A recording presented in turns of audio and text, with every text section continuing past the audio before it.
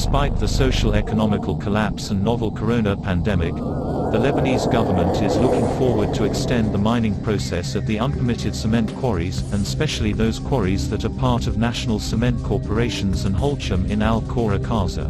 This extension is happening through illegal administrative deadlines which lasts 4 months. And the government is exploiting the current situation as the security services are busy in implementing public lockdown while it should be controlling mining process, and their unconvincing argument is to supply the need of local market while the construction sector has been suffering. Why should the quarry labor and the surrounding inhabitants be subjected to extra respiratory diseases in the middle of a pandemic? To prevent these illegal mining extensions, a scenario which have been repeated for more than 20 years, we should all stand today with Al-Khora citizens, and impose a public pressure to control this spoiled sector through introducing a new economical development beyond cement.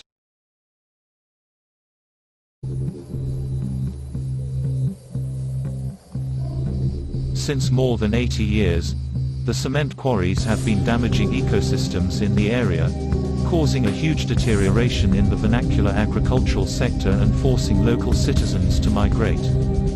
The aftermath of the mining process have caused multi-layered drawbacks in microclimates. The soil quality have lost its nutrients due to excessive acid rain caused by polluted emissions of the cement factory. The acid rain and excavations have also harmed underground water reservoirs.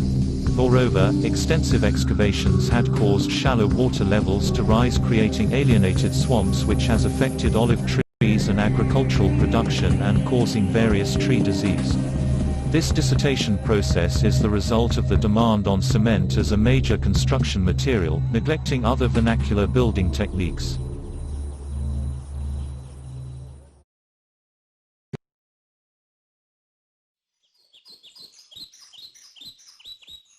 The towns of Cheka and Khora, particularly what is known nowadays as the Kola towns, have become a striking example of the lethal outcome of public policies and poor planning in Lebanon. The residents of the area remember it as Green Khora, as it's surrounded to the north by astonishing Qadisha Valley, and to the south by Nahr al-Jauz River, which separates its natural coast from the Kaza of Batroun, in addition to Al-Azfar and Al-Jarada rivers, which are adjacent to green highlands and groves of olives, grapes, figs and the like. The towns of Khora lie atop groundwater originating in Tanorin and which is considered one of the richest water reservoirs in Lebanon. These towns extend all the way to the seashore, where fishing, salt extraction and other maritime activities thrived.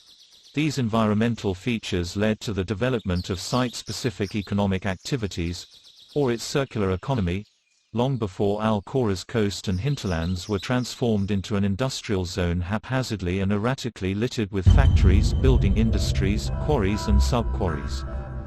Exploiting all the natural qualities and preventing local citizens to benefit from.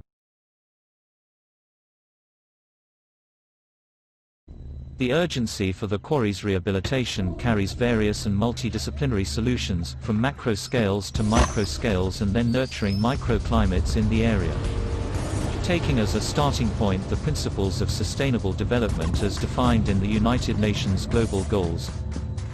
Adopting comprehensiveness and sustainability in the visions, taking into account the National Physical Master Plan of the Lebanese territory. Preserving local environmental components and landscapes. Imposing economic solutions such as circular economy that afford development opportunities to multiple segments of residents, where the interests of all parties and social groups are accounted for. Addressing the damage caused, reinvigorating the surroundings, and enshrining the right to decent living in the area, taking into account the moral, health, and social impacts sustained by various segments of the people due to industrial operations. Fostering the local and cultural heritage of the region. Promoting existing landforms and natural landmarks. Developing context-sensitive approaches and enhancing the connection between the site and its surrounding context, taking into account the human aspect. Making the proposals a starting point for a public discussion around development and our understanding of it. Taking Cheka and Khora as an example to be avoided in terms of the dominance of one economic sector over others. These proposals will represent alternatives to current practices in the cement industry in other regions of Lebanon. Devising future visions for the quarry to ensure they remain in the lives of all residents of the area and rehabilitate their economic, social and environmental role.